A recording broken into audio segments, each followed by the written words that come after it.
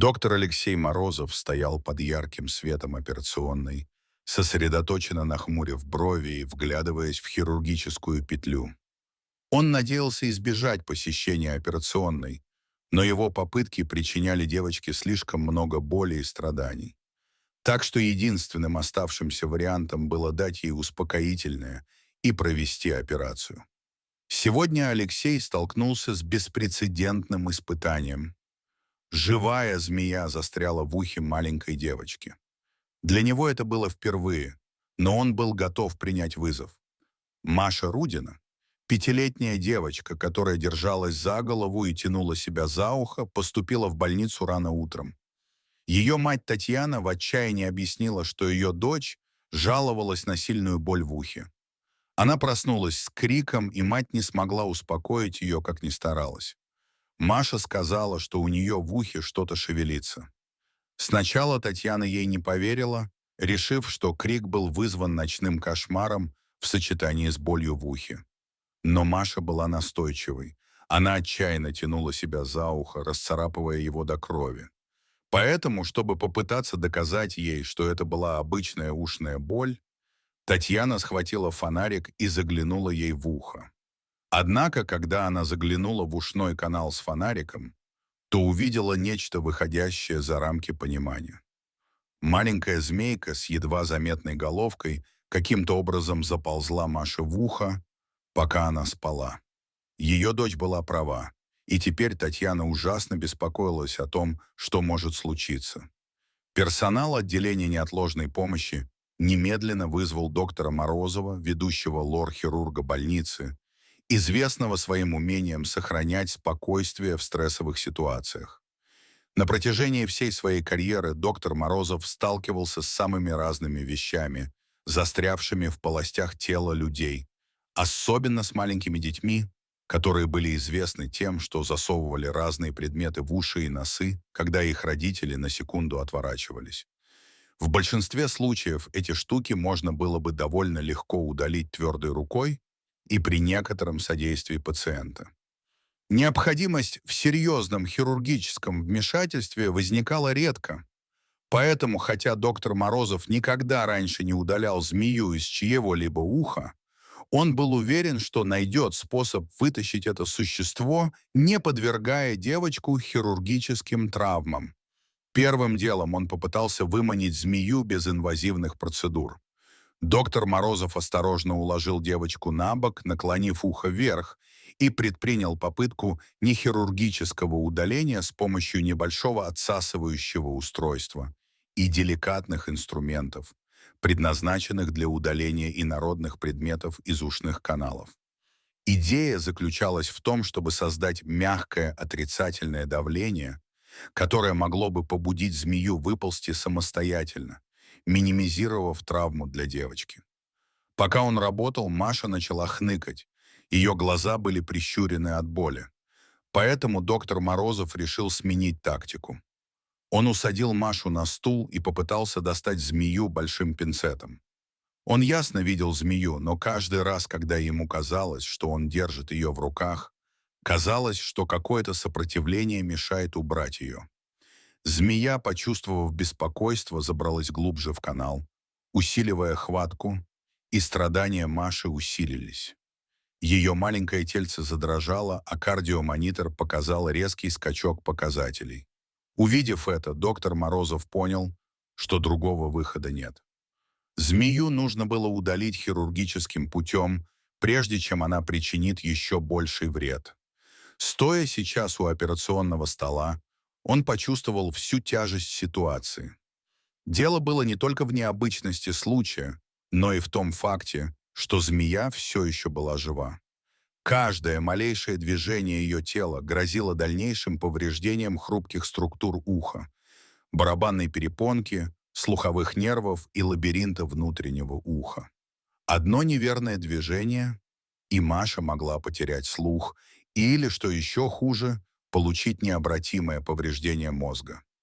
Это был, безусловно, один из самых серьезных случаев, с которыми хирургу приходилось сталкиваться за последнее время.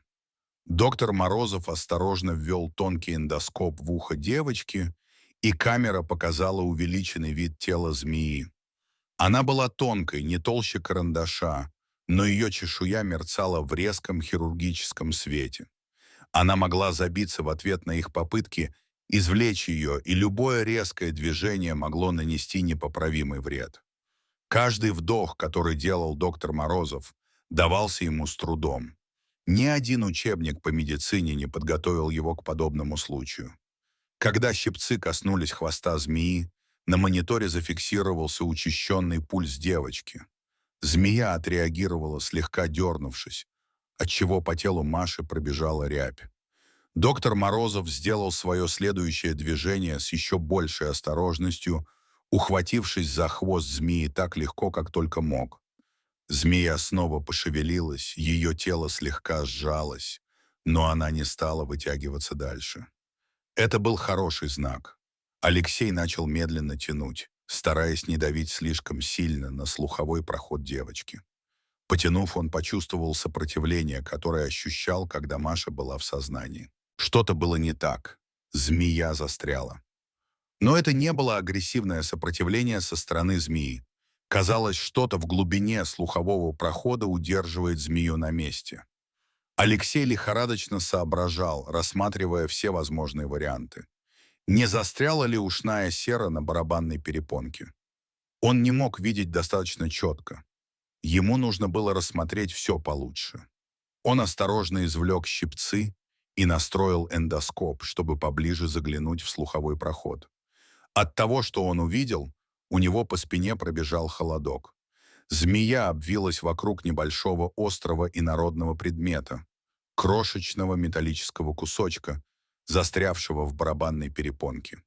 Судя по всему, это была деталь старой игрушки, которую Маша, должно быть, втайне от всех вставила себе в ухо, возможно, несколько месяцев назад. Присутствие постороннего предмета делало ситуацию еще более опасной. Теперь доктору Морозову нужно было не только удалить змею, но и постараться не потревожить предмет, который мог легко повредить барабанную перепонку или вызвать еще большее кровотечение, если потянуть не в ту сторону. Удаление постороннего предмета само по себе было достаточно деликатным делом, но с обвившейся вокруг него змеей это казалось почти невозможным. Было очевидно, что мать не знала об этом. Но девочка наверняка помнила, как что-то засовывала себе в ухо. Если бы только она сказала до того, как ей дали успокоительное. Если бы он попытался вытащить змею сейчас, он мог бы утащить предмет за собой, причинив катастрофический ущерб. Однако, если бы Алексей попытался извлечь предмет первым, неизвестно, как отреагировала бы змея. Это была огромная головоломка, на которую, казалось, не было правильного ответа. В голове у него царил шквал вычислений. Алексей знал, что торопиться нельзя. Одна ошибка могла стоить Маше слуха или чего похуже. Ему нужно было обездвижить голову змеи. Ассистент вручил ему специальный инструмент, похожий на крошечный крючок, предназначенный для передвижения в небольших замкнутых пространствах. С особой тщательностью он установил крючок на место. Его целью было аккуратно извлечь посторонний предмет, не давая змею отреагировать. Это требовало терпения и осторожности. Но доктор Морозов знал, что как только он завладеет предметом, ему придется действовать быстро, прежде чем змея поймет, что происходит.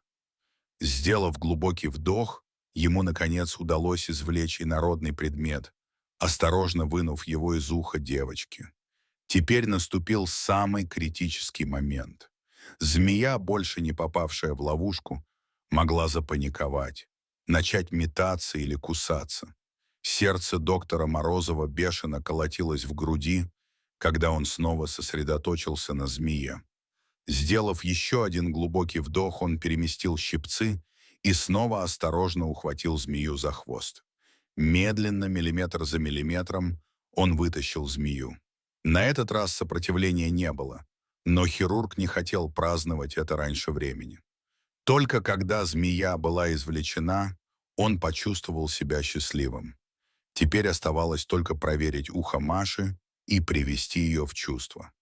Жизнь девочки была спасена, но, похоже, доктору Морозову необходимо было серьезно поговорить с ней о посторонних предметах, которые она, возможно, хотела бы засунуть себе в уши. Хотя змея появилась не по ее вине, она усугубила ситуацию, засунув игрушку в ухо, и это чуть не стоило ей жизни. В последующие дни Маша, на удивление, быстро поправилась. Повреждение ее уха было минимальным, и не было никаких признаков неврологических последствий. Ее слух остался нетронутым, и ее родители были бесконечно благодарны бригаде хирургов за их усилия. Змея, которая была идентифицирована как безвредный вид, была благополучно вывезена. В некотором смысле то, что она каким-то образом забралась в ухо, было удачным поворотом событий. Дорогие зрители, что вы думаете об этой истории? Расскажите, пожалуйста, в комментариях. А если вам понравилось это видео, то ставьте лайк и подписывайтесь на наш канал. До свидания.